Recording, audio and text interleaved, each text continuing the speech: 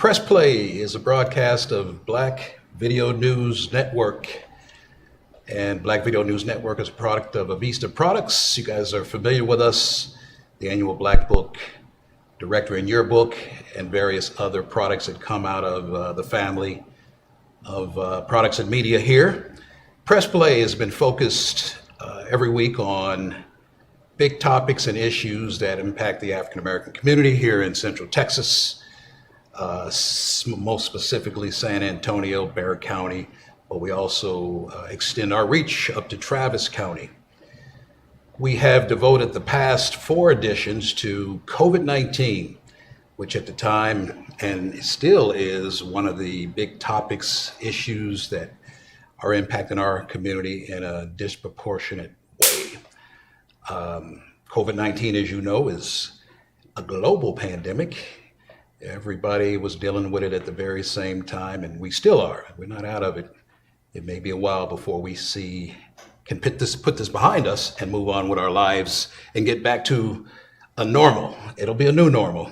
I doubt if it'll look anything like it used to, but it could be favorable to a lot of individuals. Press Play can be found on YouTube, Black Video Network, all one word, no spaces. Put that in your search bar on YouTube. You can also find us on blackvideonews.com. And we'd like to hear from you. Feel free to respond.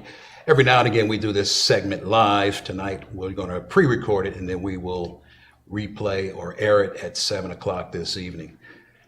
Tonight, we're going to be switching reels. Again, we typically talk about COVID-19 and the African-American response to COVID-19. I do want to mention that we have a website, blackimpactsab.org, blackimpactsab.org, which is a comprehensive resource for all things COVID-19. Want to make sure you guys go there, check us out, see if we can help you with anything. And by all means, pay attention to how we need to operate and manage our lives for COVID-19. Tonight, again, we're switching reels, and we're going to talk about the larger topic right now that has also taken on global recognition, and that's racial equality. There's no mystery, unless you've been hiding under a rock for the past couple of weeks, that the recent series of African American deaths, unjustified at the hands of law enforcement, has really became a big social, and I would say diverse topic that just about everybody in the world is paying attention to. On some hands, it's been helpful and healthy in that it has put this on the map. Everybody's in some sort of dialogue or conversation about it. A lot of major companies and major organizations are now taking their somewhat corporate stance and letting us know how they feel about it, whether they're in support of it or not. Unfortunately, there's also been some groups who just have taken this opportunity to get their issues and agenda known, and they've been somewhat destructive and controversial. So again, at the end of the day, there's no doubt this is the big topic of the day.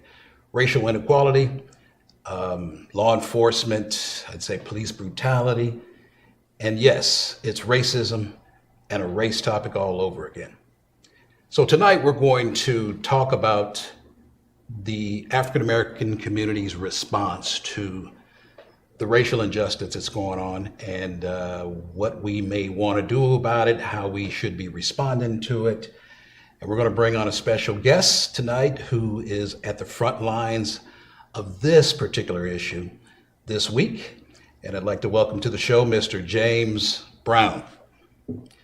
Thank you. James Brown, famous name in general. We all know James Brown, and he's famous in his own right. He's an icon here in San Antonio, a legend. A lot of you know that he's a former barber, still doing some barber work, I believe. Barber, hairstylist, yes. Barber, hairstylist, okay. He's also done some nonprofit work with prisoners that are transitioning from the criminal justice system and back into society, helping with getting their imaging right and just kind of helping them transition.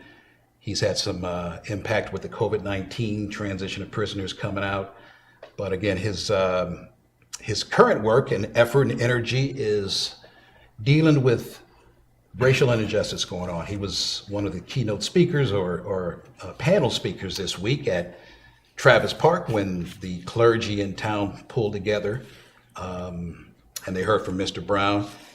And he's going to share with us some of the things he's currently doing in regard to the racial injustice here, the protests that are going on. And Mr. Brown, we'd just like to welcome you to Press Play. Thank you. I appreciate that. And it's a big issue, but it's something that we have to go through. It's sad that when I was a youngster, and I came out of Utah, so I come out of a high racial area as a black man, but we wasn't taught color in my household, and we had to care, and I went to white schools, and so we had to take care of our own business. And I tell you what, it gives you versatility to handle any situation.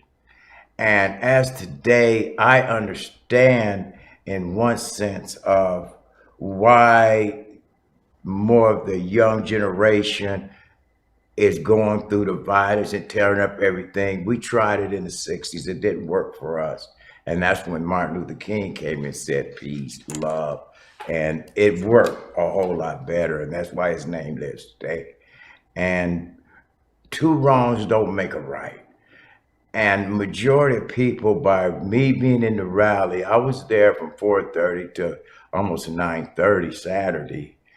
And it went real good. And for the thousands of people that was there, I was just nervous and just so glad that no one really tried to. It was there for love. It was more there for speaking up, and we're protesting for equality. We're protesting for the right things, and we don't have to burn nothing down to wake you up. And I was so happy. Then I go home, and then I hear later on that there have been some buildings and the businesses in downtown people had vandalized.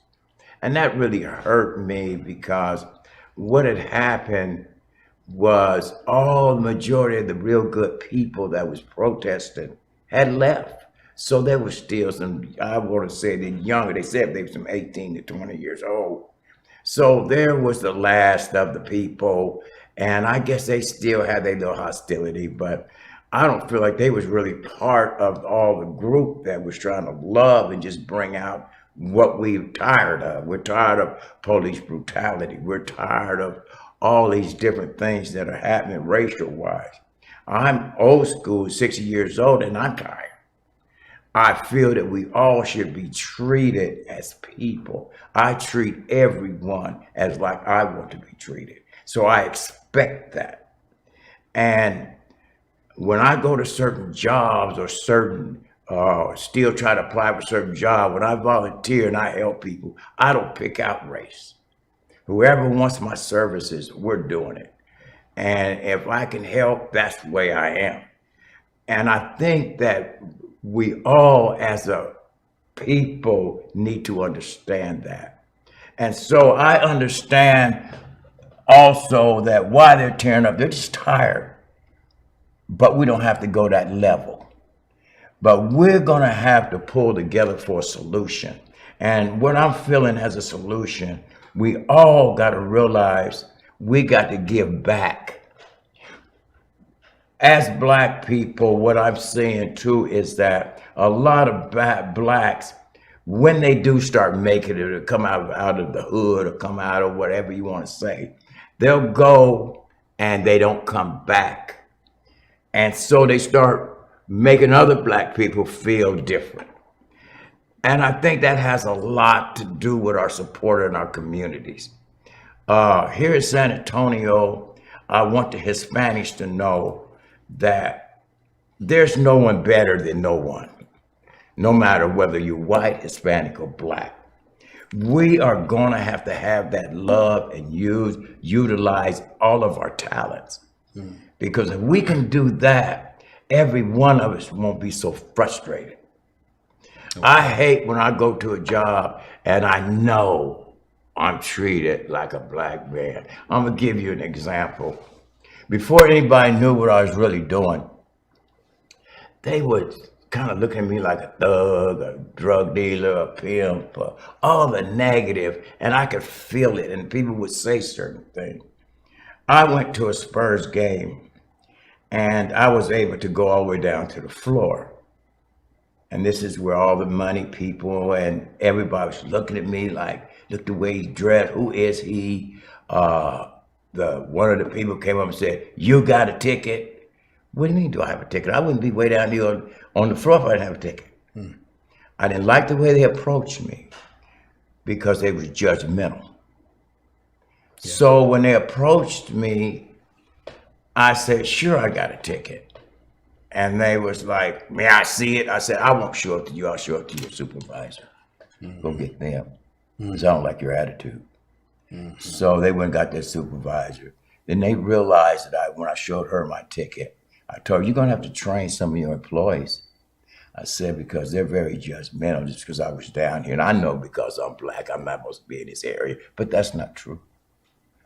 So those are just certain little things, how you get treated. And a lot of times right here in San Antonio, where I've been since 1979, I've tried to establish the quality and the family oriented and for raising my family.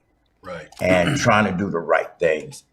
And it's just, it really bugs me. So I realize the tension with the people we're seeing today. Yeah. It's about who you know for jobs instead of the quality or your credentials. If you don't know the right people, you're not getting the job. And so the opportunities are not sharing and caring, and it's always putting blacks, third-class citizens here. Right. Now, we have to work together and realize we all need our job. We all need our opportunity. If I go to school for 4 years, 5 years, I want a job like you got. I want you to share some of this money. Let's bring it back down for all of us to enjoy. That's what it's all about. And through the good Lord, he blessed you to maybe have more money or have more freedom or have better opportunities. He wants you to share that also. Yeah. And so frustration is inequality. And I had to come up through it, and I'm still, it's a sensitive thing for me because being a black man, I've been through it. Yeah. From Utah, police stepping on top of my head. The biggest job I realized today as a black man is not going to prison and not getting killed and being able to work and deal with my family. And be productive in productive in society. So let's talk about that for a second, because that's part of the frustration that's going on now. Racial inequality, a lot of prejudice, like you just mentioned, people just looking at your Yes. profile, Yes. racial profiling, and make a decision whether you are productive or They don't care. important or not. Right. And then obviously jobs and an opportunity to make a living, take care of your family is always kind of eluded the majority of African Americans, definitely African American males.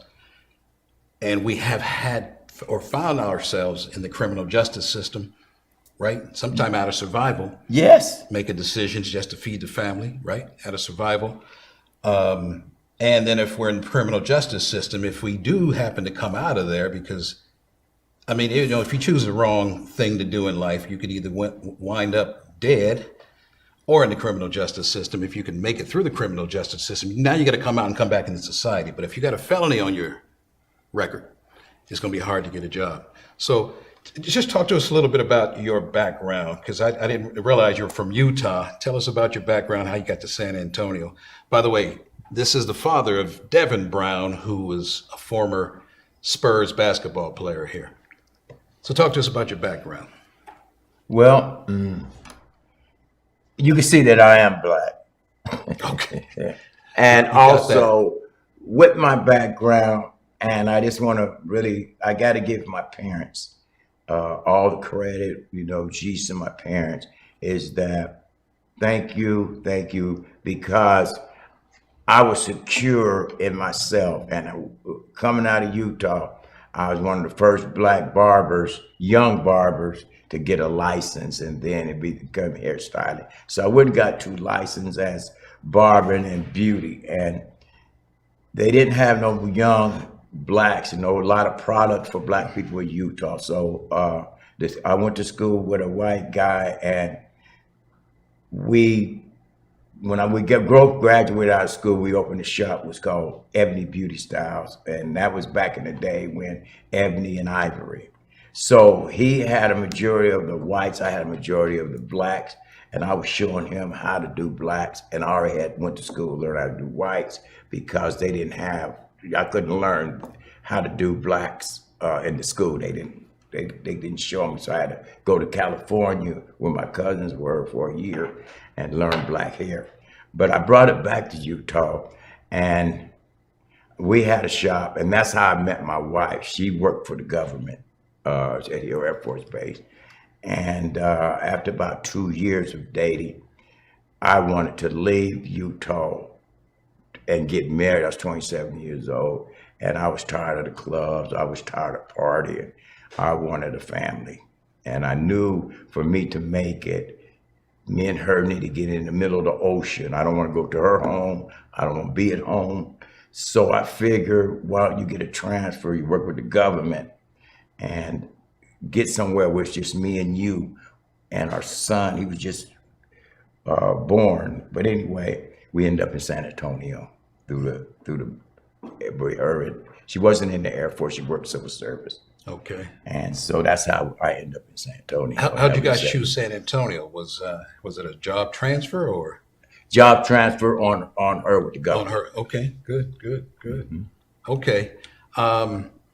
So you came up as a barber, then you moved to San Antonio, and you came here as a barber? Yes. As well? Okay. Yes. And your clientele was African Americans, I would gather.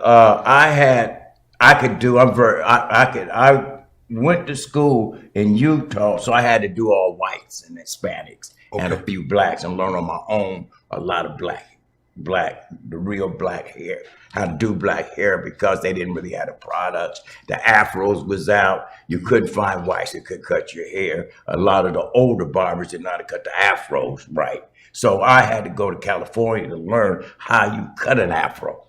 Okay. So I had to go leave.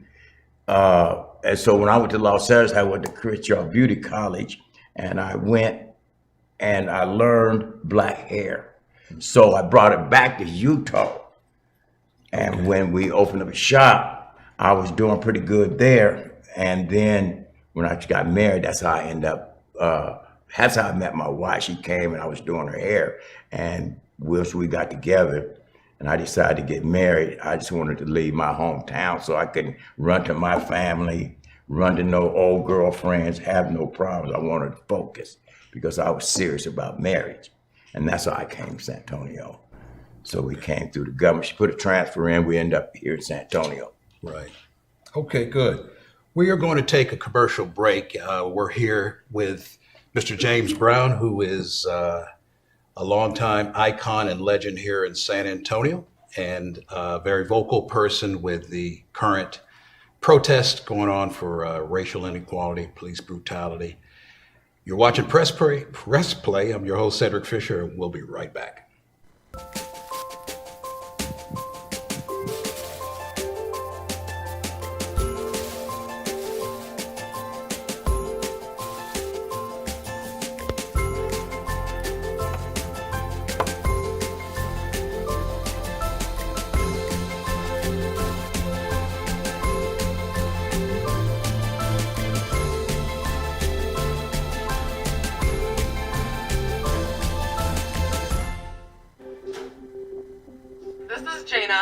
Into the future. Do you remember back when I was in 7th grade anything that I would do, she would make fun of me, she would laugh at me, she would talk to her friends and whisper. I grew up to be more independent and love myself and just be a little bit more confident. Aw, I'm like a little tearing up right now.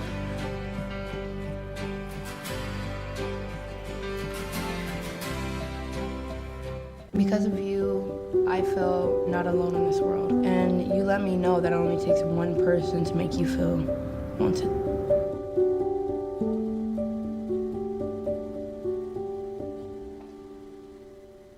It's all good, baby. Is it really all good?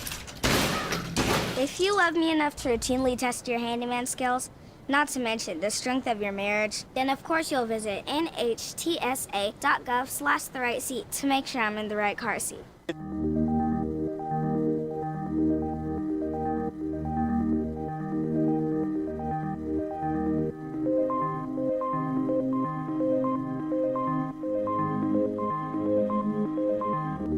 One in 3 adults has prediabetes. Take the risk test at doihaveprediabetes.org. 1 in 3 adults has prediabetes. That means it could be you, your favorite brother, your other brother, Yes. you, your football buddy, your football buddy, you, your plumber, Breathe right into your foot. your plumber's masseuse, Yes.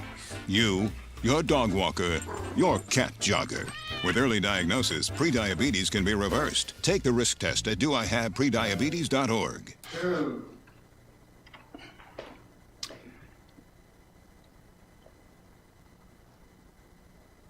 Welcome back to Press Play.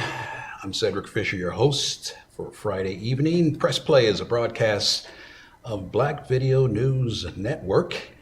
And this evening we're talking about the big topic in the world today, racial inequality.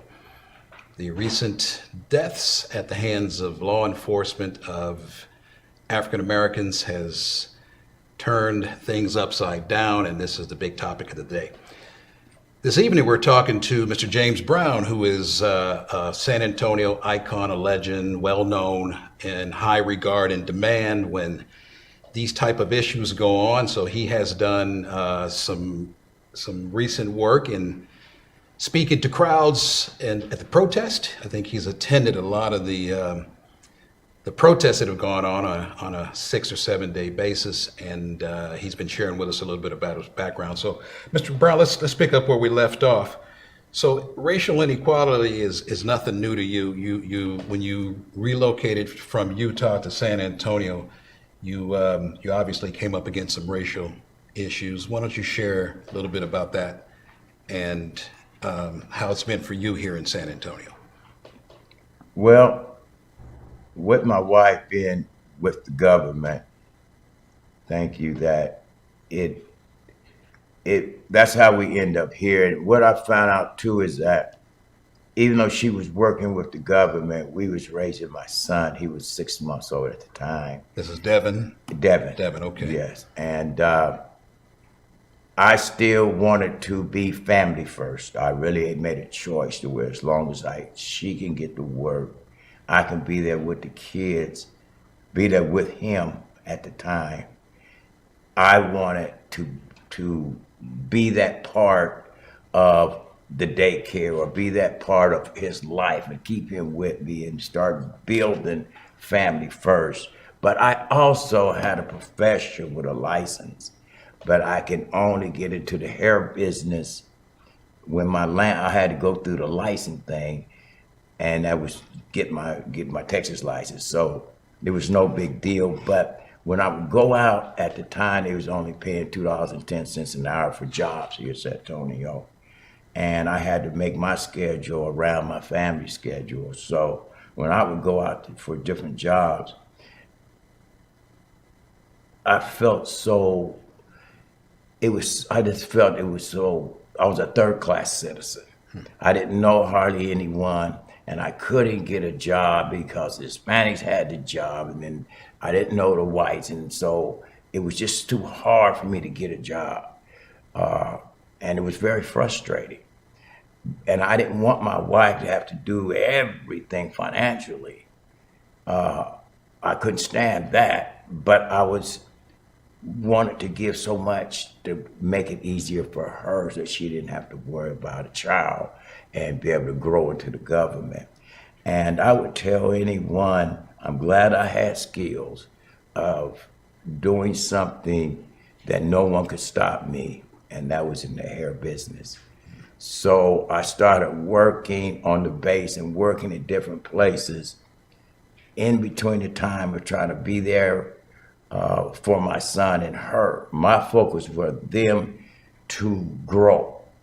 I didn't want her to, there was no excuses because she worked for the base and they wanted her to go out of town. They wanted her to travel and get established. So I wanted that to be easy for her. And I didn't want my children and babysitters. I wanted to be on top of that and then still bring in what I can in income. And I'm glad that I put that first.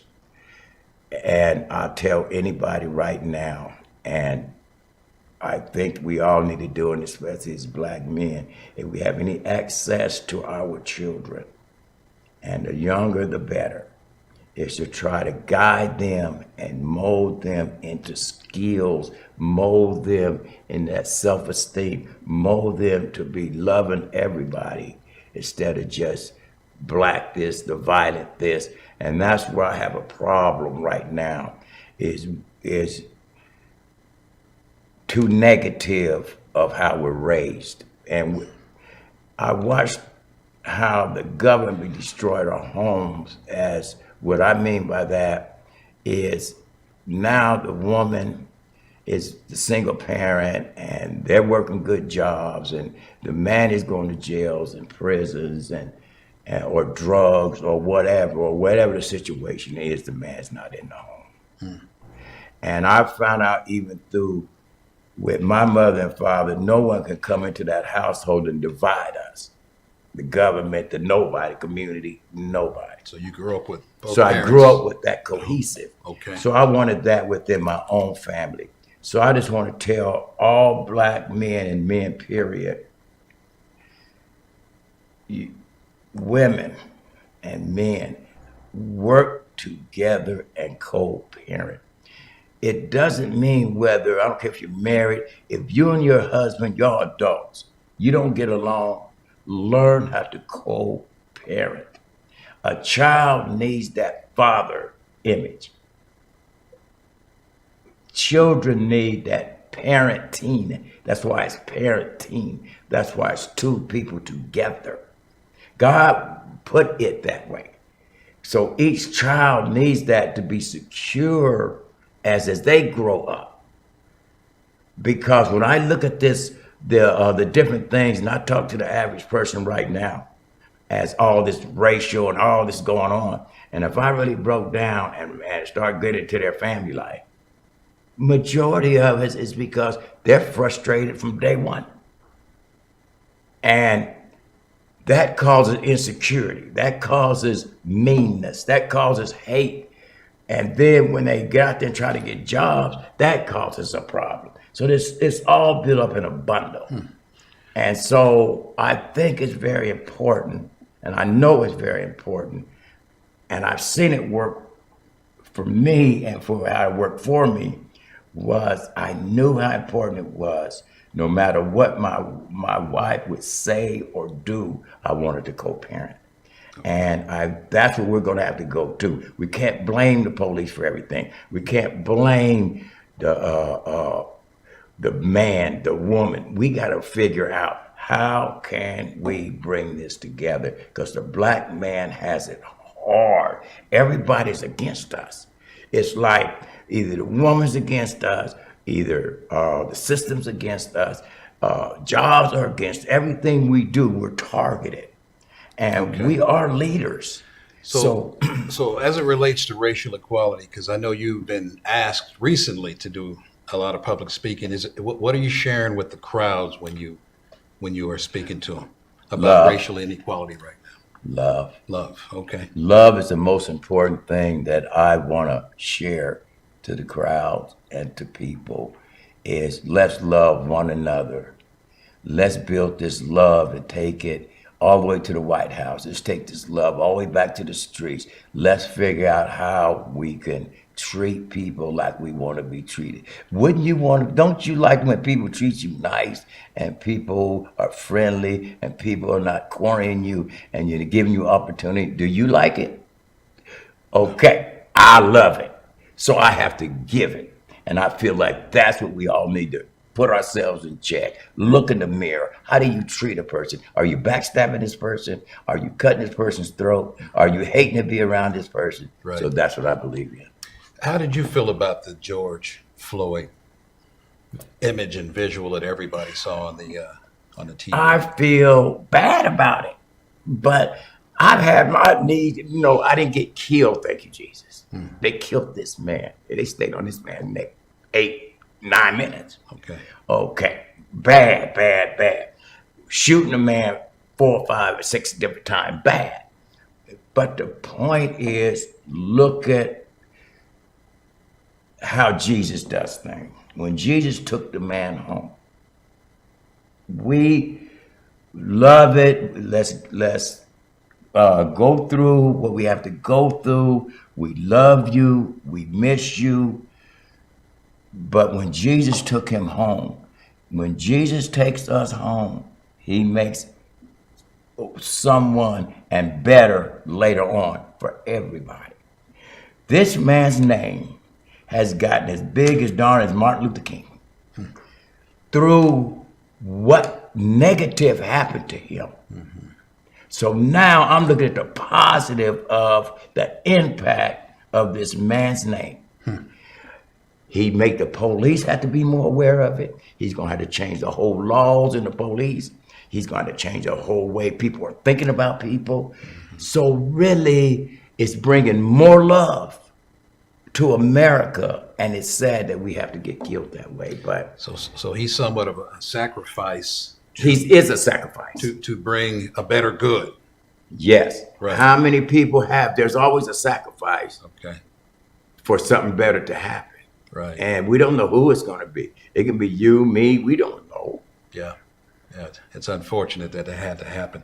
Let me ask you this. On the show here, we get privileged to sit with a lot of leaders, obviously local folks that are in some type of leadership for their cause, whether it's nonprofit, for-profit, clergy, you name it. We are always talking to leaders. And one of the things I've learned about most leaders is they all have a go-to book, or maybe even a song that they refer back to on a regular basis, a book that they pick up, dust off every year, every 2 years. It really kind of anchors them back to what their purpose and their cause is. So what book, or maybe it's a song, that you listen to on a regular basis that kind of brings you back to why you're here, what your purpose and your cause is? That book, by the way, is normally found on their nightstand. So, Mr. Brown, what's on your nightstand? Well, you know, I have my Bible, and also I don't read it as much as I should, but I listen to a lot of Christian shows, and because I'm more of an audio person, I love to hear people speaking. So you like audiobooks? And so I love audiobooks. Okay. And also there's a book that is called Focus on 5 by Ken Coleman. And I love what I've read in the book, and I've met Ken. And he is a good person. And really what it's saying is every one of us have a certain leadership in us, but there's only maybe 5 out of 1,000 people, or 5 out of so many people that really has that certain leadership. And we got to recognize who that is. And so we always seem to stand out, and a lot of time we'll beat ourselves up because we don't understand that we're different and we're really that real top leader. So I like books like that, and I'm really a music person. I love music, and what I'm finding out by meeting a lot of entertainers when I was in California and going to a lot of different, I was always into a lot of the Marvin Gaye's and the Curtis Mayfield and the Messages back in the 70s that the people was putting out. The black artists back then was putting out so much love and so much education in their music that I still live by today, and a lot of their words today means a lot. If you took the OJs, if you took Delphonics, you take the Whispers, I have a cousin into music that plays with the Platters, he plays overseas. I realized that that's a lot of energy for me. Okay. And I think that... So you could put on an old school record and it would just... meditate, man, it can move me, it brings me back to wanting to dance, get my little exercise in and do different things. And when we get off that subject, I want to say one thing too, of what can really help our kids also as us as men. When we Okay, that's a perfect question, because I was thinking one of the issues that are going on right now, and there's been a lot of national celebrities and personalities who have addressed this topic specifically, which is if you have raised a black son, and Devin is what? How old is he now, your son? Devin is 41. 41, okay. So he had his season with his time with the Spurs and being a professional basketball player.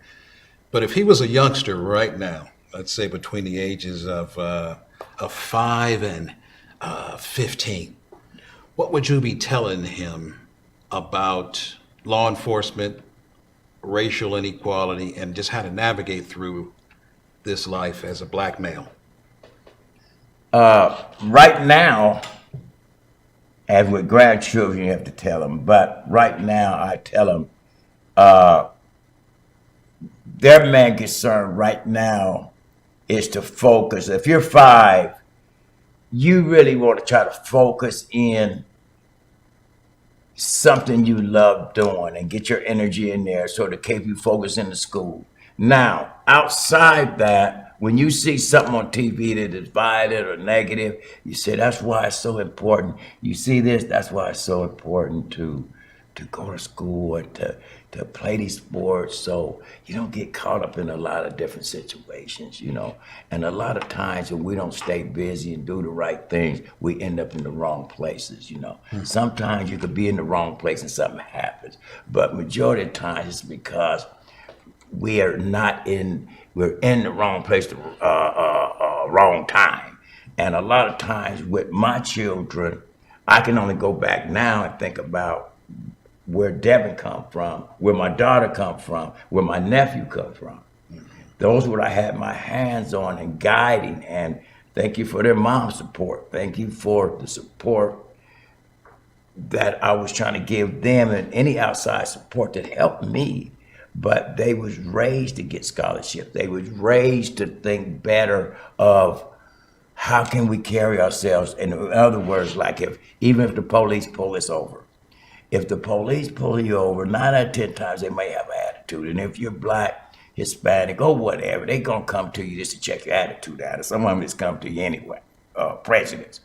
So what are you gonna do as a child? What are you gonna do as a youngster getting pulled over? Are you gonna start reaching all in your pockets? Are you gonna start getting mad? Are you gonna start making moves? Wrong. If you're taught at home discipline, authority, you learn how to respect your parents, you learn how to respect your teachers, you learn how to respect authority, and there's certain moves you need to be taught.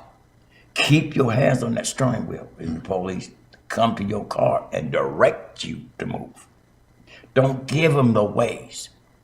Now, you're going to have some of them might want to do it anyway. But the bottom line is let's save ourselves. Mm-hmm. Let's get smarter. Okay. Let's work our children and tell our children at home what to do. Is tell our children, guide them who is an authority, from your parent to your teachers. Because what I'm finding out now, a lot of kids and younger kids don't like authority. So a lot of times the way they react, police react worse. Mm-hmm. Okay.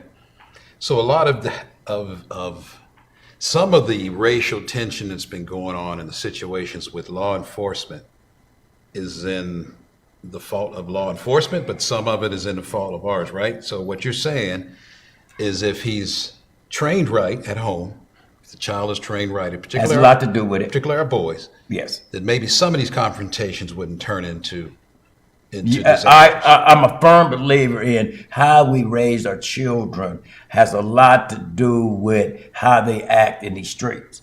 Okay. And also, we got to train the police now. We got to teach them also. They need to go back to training. So nobody's off the hook. And I can't blame it on the one or the other. What I'm saying is we all need training. How are we going to get this training to be better people and help each other? That's what I'm about. And that's love. Okay. If you care, you love, you're concerned, that's what I'm a believer in, you know. Okay. So it all comes back to love. Everything boils right back down to love. And that's why I was telling even parents, especially in black families, is being now, black man's not even getting respected by his black woman. Okay. So Because we another didn't fell topic. off somewhere.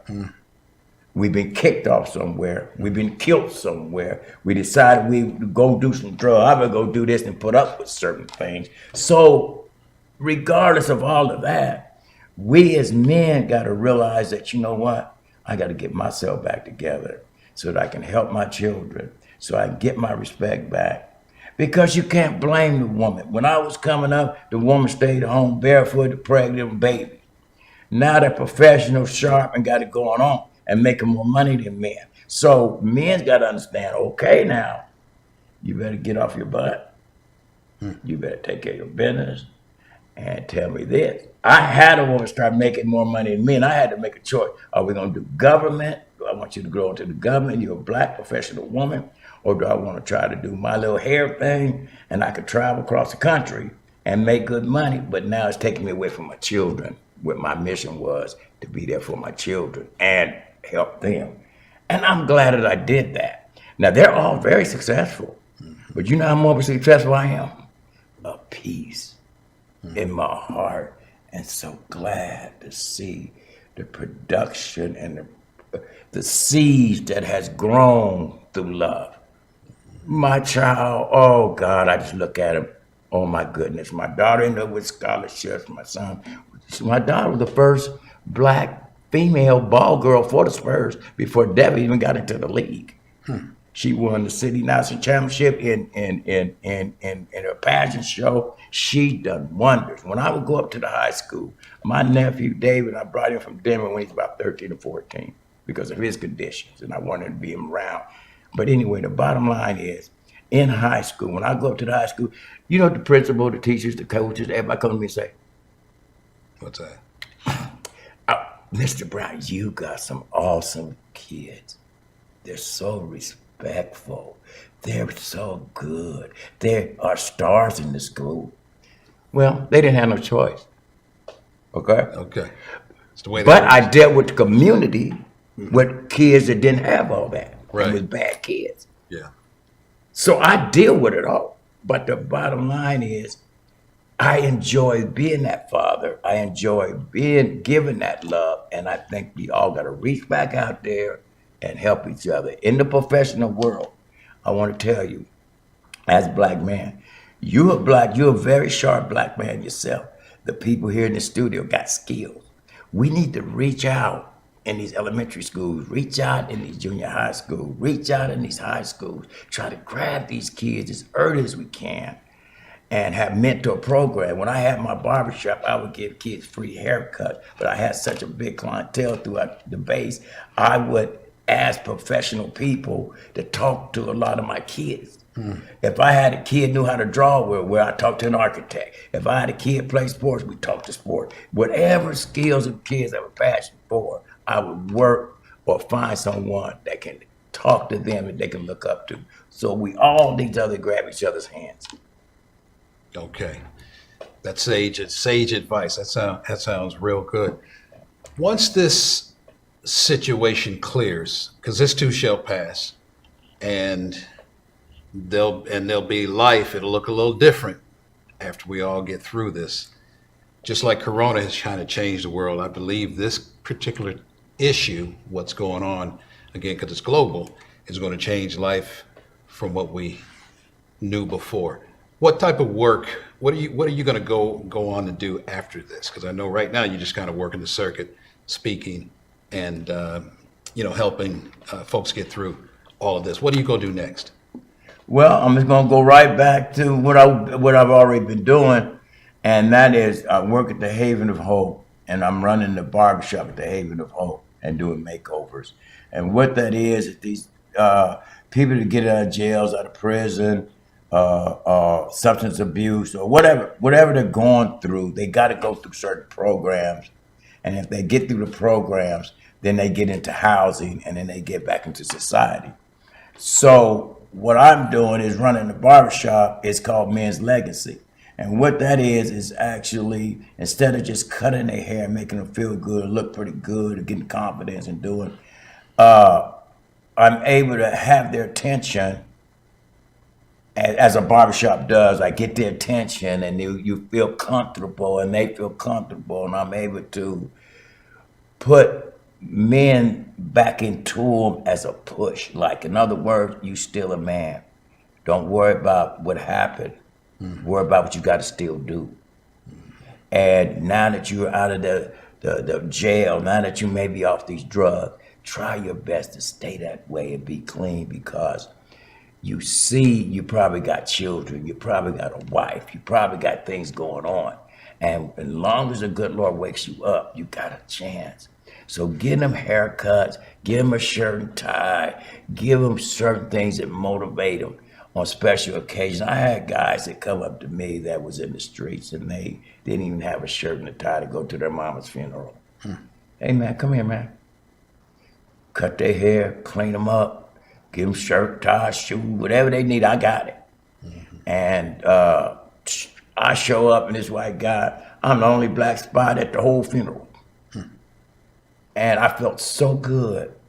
And I could see the family was trying to figure out why he here. But the guy that I was representing, he was telling them, that's my friend. I wouldn't be able to make it here because all y'all gave up on me. But he helped me get here to see my mama. I've done that twice.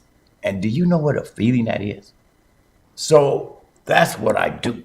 Okay. And so I'm getting ready to start my nonprofit organization and the GoFund organization, because when I'm over there at the church at Travis, I've been working there for 9 years, and we serve over 200 some meals, and I cut their hair and do, just help with so many different situations. Yeah. And now I realize that I want to do something more, and to do something more, I'm gonna have to get financially stable so maybe I can open up a bill to really do some impact. So I got plans of things that I want to do. Okay. You brought up Travis, the church. Yes. I met with the pastor recently. Eric? Yes, Eric, yes. Absolutely. Yeah. Yes, love him. Ask him about James Brown. Well, he loves you too. He thinks you just about walk on water. He just lets me know when you're not in the church service is different. Something about whatever you do when you're there. I'm going to tell you a story when you get through. Go ahead. Yeah, go ahead. It's funny you said that. What it was, see, I was been at that church since 2011, and we'd had two different pastors, maybe three different pastors. And when I first gone, it's all white church and older people. So it's an all white church. There was a band there, and the celebration band. They was so good. I told you I'm a music person. I could tell talent. They was so good. I couldn't sit still. And so I wasn't there to show out. I didn't want to take the club dancing into the church. I wanted to keep it clean because that's where my head was. I was trying to change certain moves. Yeah. But I had to get my soul on with the music. And I didn't even realize these older people was loving it. Mm-hmm. After church, these older people come and say, you made my day, or they just felt good. You bringing this. One guy told me, it tickled me. He said, well, when you come, he said, the people can't even clap into them, but they enjoy it. It was kind of funny the way he said it. But I said, well, maybe I should stop. I'm not trying to show off. I can't do that. God don't like that. I said, but I'd have to move. I'm not the one. I'd have to move. I'm an emotional type person. When I used to go to my son's game, when you have 18,000 people calling his name, And in high school, you got 1,000, 1,500 people calling your name. And that's something that I brought up and helped mold. And I played a lot of ball, so I whooped his butt all his life. Everything, I was right there on top of them kids. And I whooped their butt myself. So when I see it happening, I see me in them, you don't even realize I can't sit still. I can't sit in no seat. I have to walk around the whole dome or the whole arena just to breathe. Because they call his name, you know what I'm saying? That's fantastic. So there's emotional things, and I tell every parent, is if you put the time into your children, they become successful, it's gonna make you move. I imagine every parent that know their kids are doing good, it's got to feel good. That's outstanding. We got a minute left here, Mr. Brown. How can our viewing audience support you? Is there a way we can get in touch with you to help with what you do? Yes, they can get a hold of me through my Gmail. I have a phone number. What's your Gmail? We'll just go with that. It would be JamesBrownLakers.com, you know. Okay, James Brown Lakers. James Brown's Lakers. So don't get mad because I'm a Laker too. Okay, it's no problem. I see you got your purple on today, but you Yeah, signed some. yeah. I'm a LeBron. My son played with LeBron. I met LeBron. LeBron calls me Pops. All right. I met a lot of the younger players when he played, and I'm very impressed with them, and I would love to talk to them. If I ever see them youngsters again, Chris Paul, all of them. Because I bet you if you went up to them, I say, how did my son act? I bet you they're going to tell you, ooh, he's a good guy. Good guy. Popovich. I got to get a hold of Popovich. Popovich told me one time, and see, he told me, I worked with a clinic with him in the summer before Devin. And so he told me, he said, I appreciate you participating. And he used to hear about me playing with this. I was a coach in Spurs drug-free leagues, one of your first black coaches, midnight basketball, all these programs. And so Pop heard of me, and I met him at a clinic, and I helped him in a clinic. And Devin was probably 13, 14 years old. Pops remembered me. I believe the reason Devin got a job as a walk-on, he made Devin go to work, man. Devin had to work for it. But I believe he remembered me. And I want to hug him because he told me one day, he said, Mr. Brown, you raised some good kids. Man, when a man like that tells you something like that. That's outstanding. And that's outstanding. That's so great. I would love to be able to talk with him. And on that note, we've got to say so long. Thank you for joining us, Mr. Brown. Oh, I just enjoyed it. We really I hope I didn't talk too much. Oh, no. We celebrate the work you do. And obviously, the city of San Antonio loves you. At a time like right now, they count on individuals like you who can reach out and touch and leave some productive information with society itself. We also like the fact that folks don't have to necessarily be black for you to work with them. You're kind of a diversity guy yourself. Thank you again for joining us. This is Press Play. I'm your host. It's all Cedric about Fisher. love.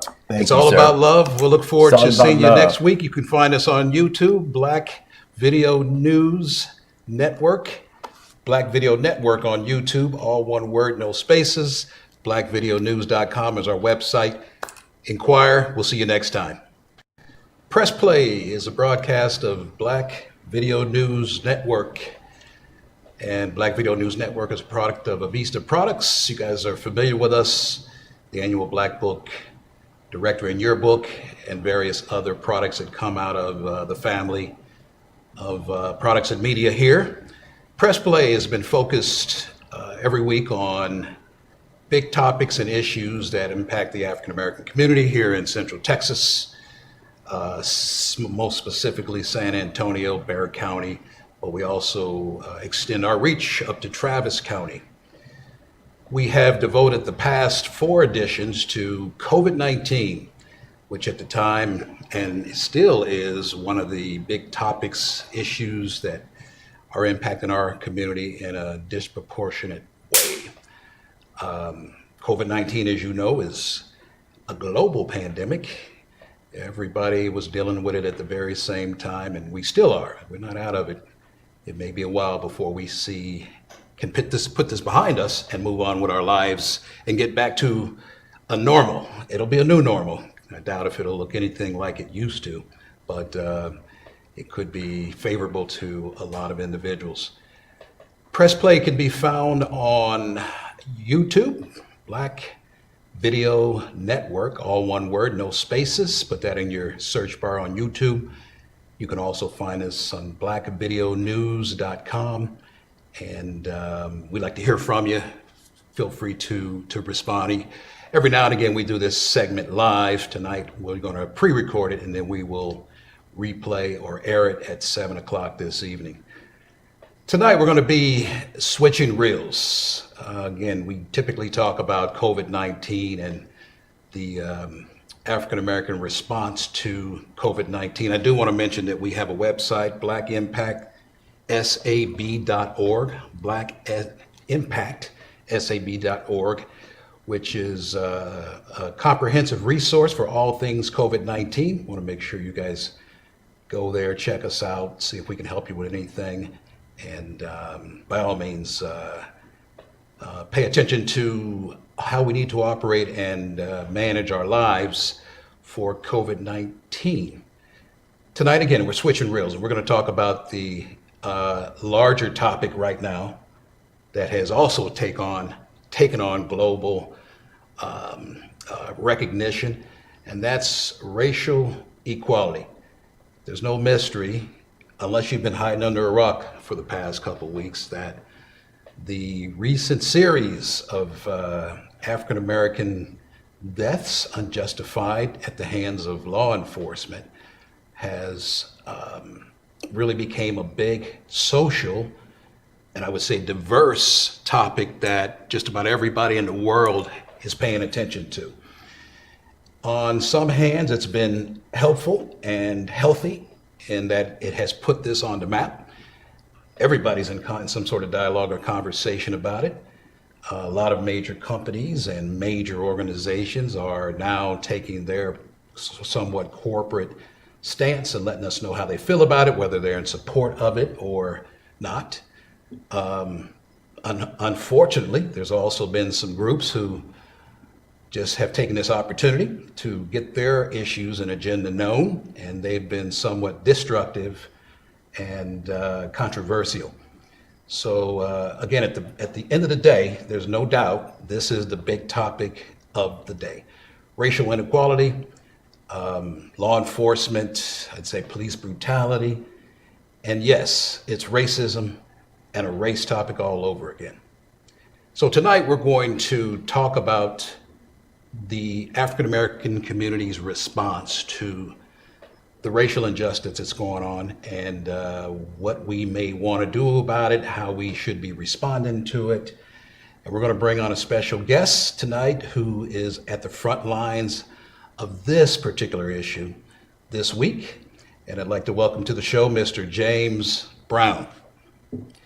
Thank you. James Brown, famous name in general. We all know James Brown, and he's famous in his own right. He's an icon here in San Antonio, a legend. A lot of you know that he's a former barber, still doing some barber work, I believe. Barber, hairstylist, yes. Barber, hairstylist, okay. He's also done some nonprofit work with prisoners that are transitioning from the criminal justice system